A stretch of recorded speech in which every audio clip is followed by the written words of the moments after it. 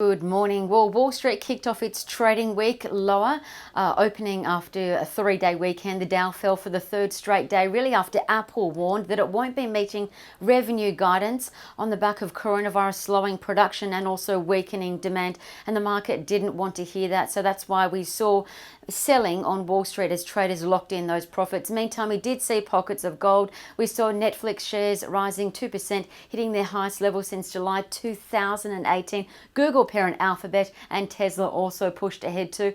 In Europe, markets were lower as well, while in Asia, markets were mixed. We saw HSBC's profit and revenue miss expectations, while China's stocks clawed back yet again. They've almost recouped, or they're now about 2% away from their pre-coronavirus losses. As for Aussies, well, today all eyes are on the 23 or so reporting companies, and yesterday we did see the market retreat, losing 0.2%, but nevertheless it still did close at its fourth highest level on record, 7,114 points. So it's still a good start to the year. Today, some of the companies to watch include Tabcorp, which has just reported net profit after tax. At a first glance, it looks like they may have missed expectations as their profit didn't come in as the market was expected, but they did report a 4% lift in revenue and a 2% rise in earnings, and also held their interim dividend as well, which was good to see. Crown Resorts is expected to report as well. The market's looking for $186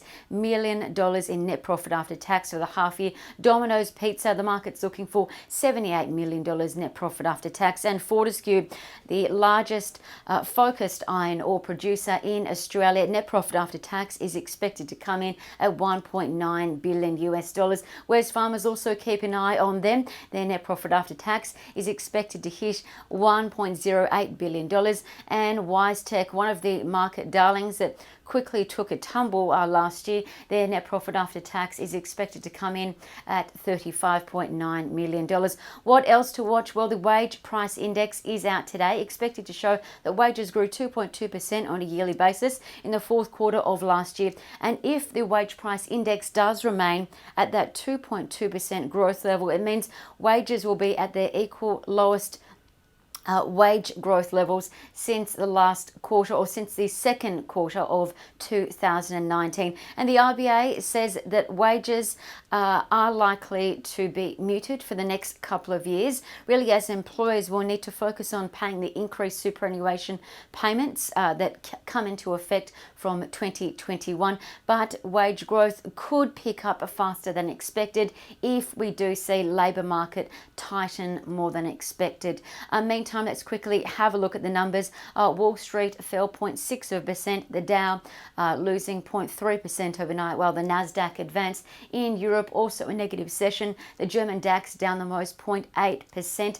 while the Stock 600 lost the least, 0.4%. Asia markets mixed, as we mentioned earlier. Hong Kong's Hang Seng was down the most, 1.5%, while Japan's Nikkei was steady after the economy reported its worst growth in 6 years. Gold, meantime, has surged above $1,600 an ounce. It's now $1,605. Oil is steady at $52.12 a barrel, while the ASX energy sector looks like it's trading at November lows. And meantime, the iron ore price is at $84.86. It's steady, with China's iron ore imports at 2015 lows. And lastly, the Australian dollar is trading at 66.88 US cents. And also, just quickly before you go, bear in mind when looking at reporting season results today, make sure you're looking for an uptick in results. So we want to see revenue, net profit after tax and dividends either maintained or revised higher. And what you also want to look at is comparing it to what the company